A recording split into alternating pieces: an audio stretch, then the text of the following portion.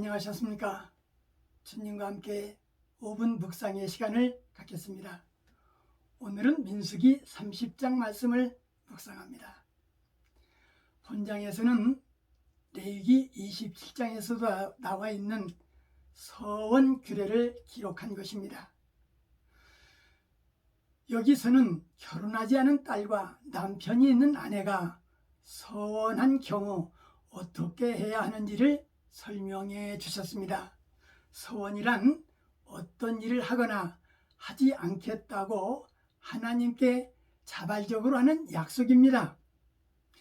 여호와 앞에 서원할 때 경솔히 하지 말라는 말씀이 언급되었는데, 서원이라는 것은 신앙심이 깊어갈 때 하나님의 은혜가 너무 감격하여서 스스로 마음에서 우러나오는 결심과 결정을 말하는 것인데, 하나님은 이스라엘 백성에게 만약 서원했다면 그 입에서 나온 대로 행하라고 하신 것입니다. 특별히 부부관계에서 남편 모르게 아내가 서원했다면 남편이 허락하면 서원한 것을 지킬 것이고, 남편이 허락하지 않으면 서원을 지으라는 것이었습니다. 또한 결혼하지 않은 유년 여자가 아비 모르게 서원했다면 아비가 허락하면 서원을 지킬 것이고, 아비가 허락하지 않으면 서원을 지킬 수 없다고 한 것입니다. 남자는 가정에 대한 법적 책임을 가지고 있어서 딸이나 아내가 한 맹세에 대해 동의할 수도 있으며 거부할 수도 있었습니다. 남자는 맹세를 듣는 순간 결단을 내려야 합니다. 그러기에 남편의 결정권이 중요했다 할 것입니다. 만약 남자가 침묵을 했을 경우에는 맹세에 동의한 것으로 간주되어 남편이 승인한 맹세를 지켜야만 했습니다. 다만 여자가 과부나 이혼녀로 혼자 살고 있는 경우에는 여자가 최종적인 법적 지위를 가졌습니다. 민수기 30장에는 여호와께서 모세에게 명하신 율례 곧 남편이 아내에게, 아비가 자기 집에 있는 유년 여자에게 대한 것을 설명한 것입니다. 레위기 27장 시내산 법전에서도 언급되었는데, 본장에서 다시 언급된 것은 이스라엘이 가나안에 정착하게 되면 누구나 언제든지 성소에 나와 하나님께 경배 드릴 수 있기 위함이었습니다. 서원은 경솔히 하지 말아야 할 것입니다.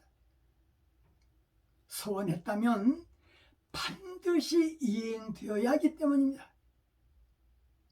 하나님과의 신뢰 문제이기 때문에 시험에 들 수도 있습니다. 가족과 의논하여 결정하는 것이 매우 좋다 할 것입니다. 기관지염을 앓고 계시는 어머님을 1975년도에 제가 보시고 청계산 기도원을 찾아갔습니다. 돈이 없어 병원에 입원할 수가 없었고, 기도원에 찾아가서 어머니의 건강 회복을 위하여 기도하고 있을 때 갑자기 하나님 앞에 서원하고 싶은 기도가 우러나왔습니다. 하나님, 우리 어머니 생명을 조금만 연장해 주시면 제가 20만 원의 헌금을 주님께 드리겠습니다. 1970년대만 해도 저뿐만 아니라 많은 신앙인들은 그렇게 서원하면서 신앙생활을 했습니다.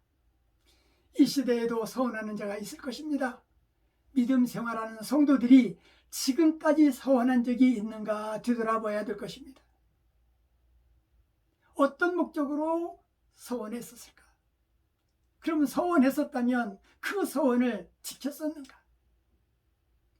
기억해 보는 것도 성숙해져가는 믿음일 것입니다.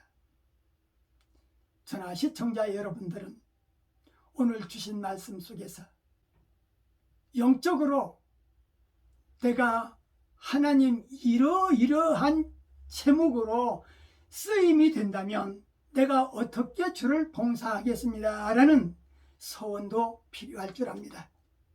오늘 말씀 여기까지입니다. 시청해 주셔서 대단히 감사합니다. 안녕히 계십시오.